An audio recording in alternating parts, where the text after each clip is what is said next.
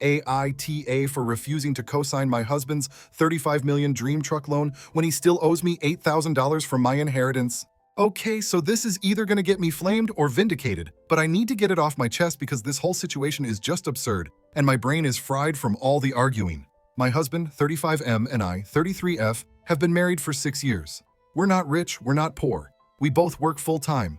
I do marketing for a mid-sized furniture company and he's in construction. I make a bit more than him, but not by a huge margin. We rent a decent apartment in Kansas City, have a rescue dog, no kids yet, and honestly, that's looking less and less appealing lately. So backstory, last year my grandma passed away. It sucked. We were close. She left me a modest inheritance. Not crazy money, just under $30,000. I didn't tell a ton of people about it. Just my mom, my sister, and my husband. I wanted to be smart with it. Maybe use part of it for a down payment eventually, keep some aside for emergencies. A couple months after I got the money, my husband comes to me all stressed because he's got around $9,000 in credit card debt. High interest, missed payments, all that. He's embarrassed, says he was trying to manage it himself, but it got out of control. I'm not a monster. He's my husband. So I offer to pay off $8,000 of it. Not the full amount, but a big chunk just to help him breathe. He's super thankful, says he'll pay me back as soon as things stabilize. I said, okay, no pressure, just eventually. That was 11 months ago. Guess how much I've gotten back? Zero. Not a dollar, not a Starbucks gift card, nothing. And now here's where the new drama explodes. Yesterday, he comes home beaming, like full-on Christmas morning energy. Drops his keys, flops on the couch, and says, "Babe, I found it. The truck, my dream truck. It's perfect." I'm like, huh? Because we haven't even talked about getting a new vehicle. Our current car is a 2016 Honda CR-V, reliable, paid off, no issues. He shows me this tricked-out Ram 1500 on his phone. It's like $55,000. Leather seats, monster tires, fancy stereo, the works. I laugh. I thought he was joking. He wasn't. He says he applied for financing, but his credit score, which is in the toilet thanks to that debt I helped with, isn't good enough to get approved a loan. So he needs me to co-sign. I just stared at him, like, is this man serious? I said, you want me to co-sign a $55,000 loan when you haven't paid me back a dime from the last time I helped you out? He goes dead silent for a second, then he shrugs and goes, that was a gift. Excuse me? We argued. He said I was weaponizing money. I said he was financially irresponsible. He said I never supported his dreams. I said buying a monster truck with bad credit and no savings isn't a dream, it's a midlife crisis. Then came the kicker. He goes, a wife should back her husband no matter what.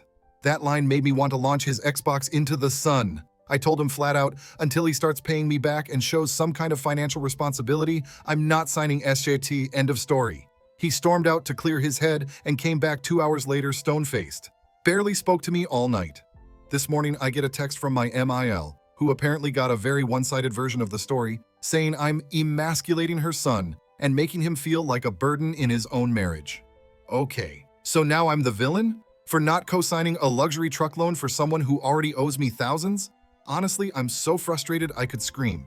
Part of me feels bad, like maybe I am being too harsh, maybe I'm hurting his pride. But the bigger part of me is like, what pride? You didn't mind taking my money when you were drowning in debt. So yeah, that's where we're at. So after the whole truck fight, things got weird. Like, passive-aggressive roommate weird. For 3 days, he barely said a word to me unless it was about dishes or the dog. Meanwhile, he kept blasting country music from his garage like he was starring in some sad Ford commercial.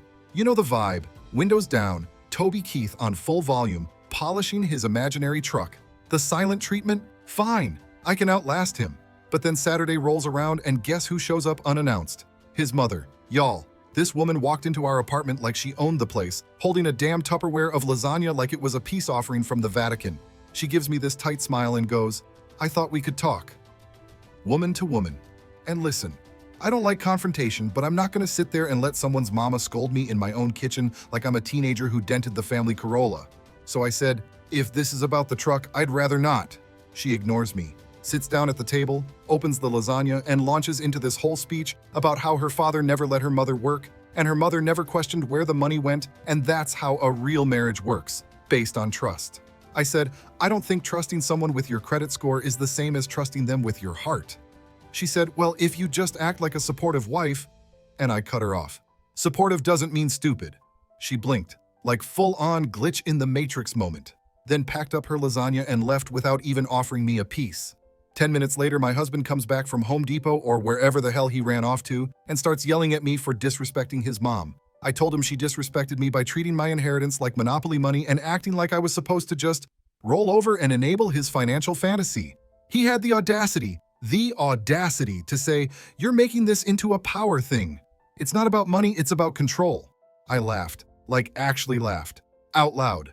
I said, "Says the guy who asked for $55,000 worth of truck he can't afford, who I already bailed out, and now he's throwing tantrums because I said no. Who's trying to control who here?" And this man, this fully grown man who still doesn't sort his laundry, looked me dead in the eyes and said, "You're financially abusive." I had to sit down. Like, bro, I paid off your debt. I cook, I clean. I handle 80% of the bills because you're always between jobs. You don't even know who our internet provider is because I set it up. And now I'm abusive because I won't sign off on your bro truck fantasy? Nope. I told him if he really thinks he's being abused, he can move in with his mom. You know, the one who thinks wives should be barefoot, pregnant, and co-signing for Dodge Rams? He left that night, took a duffel bag, his Xbox, and, I swear I'm not making this up, 2 steaks from the freezer. I haven't heard from him in 3 days. Meanwhile, my group chat is split. My best friend Lauren says I should lawyer up because this sounds like the beginning of some dumb Lifetime movie where the husband drains your bank account and leaves you with a pile of tires and a foreclosure notice. But my sister thinks I should have just co-signed to keep the peace. What's the worst that could happen? He defaults and your credit drops a little? Girl, a little? I have an 802 credit score. That's like asking me to dive headfirst into a puddle of gasoline and hope he doesn't light a match. So now I'm sitting here eating leftover pad thai alone, watching HGTV and wondering, am I really the villain? Am I blowing this out of proportion? Or am I finally seeing my husband for who he really is? Because this whole truck thing, it might just be the symptom. I'm starting to wonder if the disease is entitlement. Alright, so after 3 days of radio silence, he texts me, "Can we talk like adults?" Which, if you've ever dated a man who thinks dish soap refills itself, you know usually means, "I've got a new angle to make this your fault." But okay, I agree to meet. Neutral ground, Starbucks, public enough that he won't shout, but casual enough that I can leave mid-latte if he starts bullshitting. He walks in wearing a flannel shirt like he's on his way to chop wood. He's not. He was probably at Best Buy returning HDMI cables again. Sits down across from me and pulls out his phone. No hello, no how are you. He just says, "I want to show you something." He opens his Pinterest. Yes, Pinterest. And starts flipping through this truck mood board like he's Chip freaking Gaines. Photos of lifted trucks, custom decals, LED light bars, even one with a Star Wars-themed interior. Then he looks at me, all serious, and says, "This isn't just a truck. This is my vision. I swear to God, I almost choked on my iced chai." I said, "Your vision is $55,000 of chrome and debt?" He goes, "You don't get it. I've always wanted something that felt mine. I never got to do the things I dreamed about growing up. I wanted a truck, a real one, not that CRV crap we drive now." So I go, "You mean the CRV that got us to your grandma's funeral, your sister's wedding, and both our job interviews? That crap?" He waves me off, literally shoos my words away like a fly. Then he drops this bomb. "You used your inheritance selfishly." I blink. "What?" He says, "You paid off my debt.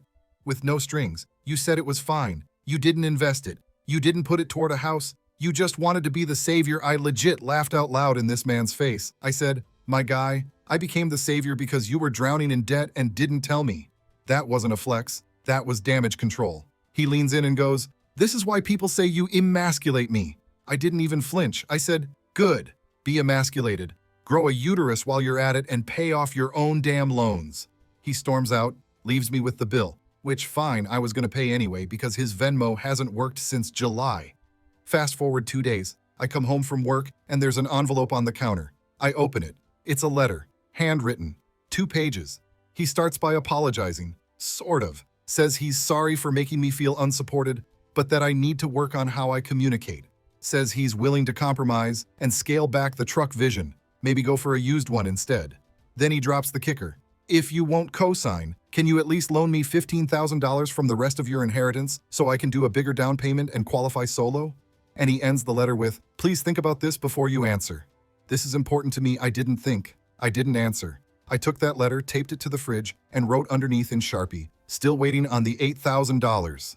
He came home that night, saw it, and didn't say a word. Just grabbed a beer, sat down, and stared at the TV like it owed him something. We didn't speak for 3 more days. Then Sunday rolls around. I come out of the shower and find him scrolling through Zillow on the iPad. I said, "What are you doing?" He goes, "Looking at houses." "You said we were saving for one?" I said, "We are." "Why?" And he goes, dead serious. "We should buy something out in Liberty. I found a duplex with a garage big enough for the truck." This man has no credit, no savings, still owes me $8,000. Can't get a $55,000 loan. Thinks I'm gonna help him buy a house and co-sign a truck? Nah. Now I'm starting to think he doesn't see me as a partner. He sees me as a wallet with a pulse. So, the fridge note sat there for another week. He never commented on it. Just started doing weird little things like washing one fork and one plate and leaving the rest of the dishes. Accidentally using up all my oat milk. Playing Madden with the volume at full blast while I'm on Zoom calls. Real grown-up stuff. Then midweek, I come home from work and his energy's totally different. He's humming, making tacos. There's music on. He's dancing around the kitchen like we're starring in some cheesy Tostitos commercial. And I immediately knew something's up. He hands me a plate like he didn't just try to guilt-trip me into financial ruin the week before and goes, "I've got news." I didn't even bite the taco. I just stared at him. He grins and says, "I got the truck." Silence. I go, "What do you mean you got the truck?" He says, "Got approved. No cosigner. Picked it up this morning." I go, "Wait, how?" And this man says, "I had to be creative."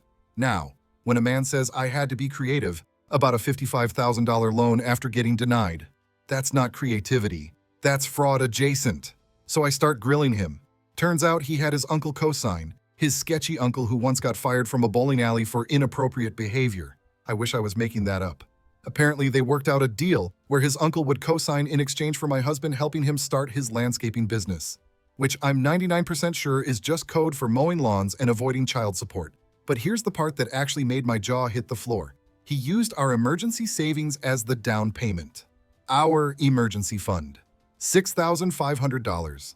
The one we built together over 2 years, skipping vacations, eating at home, refinancing credit cards. Gone. Just like that. I flipped. I said, "You emptied our emergency savings for a truck?" And he goes, "It's still an asset. And now we have a second vehicle. It's not like it's wasted," I said. "You can't drive a truck to the ER when someone breaks a leg. You can't use it to pay rent if we get laid off. It's not an emergency fund, it's a giant rolling middle finger." Then, I swear to God, he has the balls to say, "If you were gonna act like this, I should have just kept it secret." Which basically confirms that was his original plan. He thought he could sneak in a $55,000 truck the way most people sneak in a new pair of Nikes. So I asked point blank, "Did you ever plan to pay me back the $8,000? He didn't even hesitate. He said, "Honestly, not really." I thought we were past that. I just nodded, didn't say anything. That night, I packed a bag. Not all my stuff, just enough for a few days. Toothbrush, laptop, 2 changes of clothes, dog leash. I left while he was in the shower. Went to my sister's place in Overland Park. She opened the door and just went, "Finally." Apparently, I was the last to realize I was married to a financially illiterate man-child with a chrome addiction. It's been 4 days. He's sent 23 texts, called 8 times, left 2 voicemails, one apologizing, one angry. He also posted a Facebook status because apparently we're 17 saying, "Some people only love you when you're useful." Then he tagged me. I didn't respond. I just untagged myself and posted a picture of my dog at the park with the caption, "Emergency fund still intact." His mom called me again, left a voicemail that started with, "I don't want to get involved, but," and then proceeded to get very involved.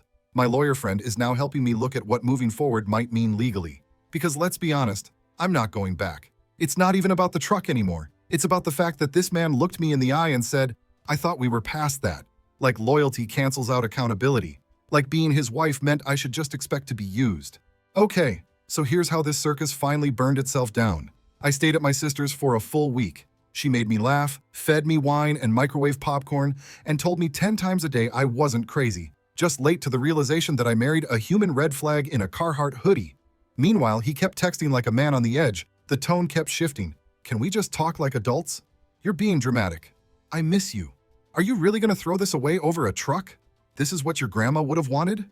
I almost drove back just to slap him for that one. He even sent a video of the truck revving in the driveway with some dumb caption like, "Still think I'm irresponsible? Yes, I do. I think you're a walking Craigslist warning ad." Anyway, around day 8, I tell him we can meet. Neutral ground again. This time, a Panera. Because if I'm gonna have my blood pressure spike, I at least want to be within 5 feet of cheddar broccoli soup.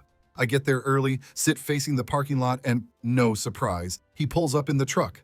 But not just the truck, he customized it. New rims, giant Punisher decal on the back window, blue underglow lights. The thing looks like it lost a bet at Monster Jam. He gets out wearing aviator sunglasses, even though it's cloudy, and struts in like this is some Fast and Furious audition. I swear, every woman in that Panera instinctively clutched her purse. He sits down, all smug, like I'm gonna be wowed.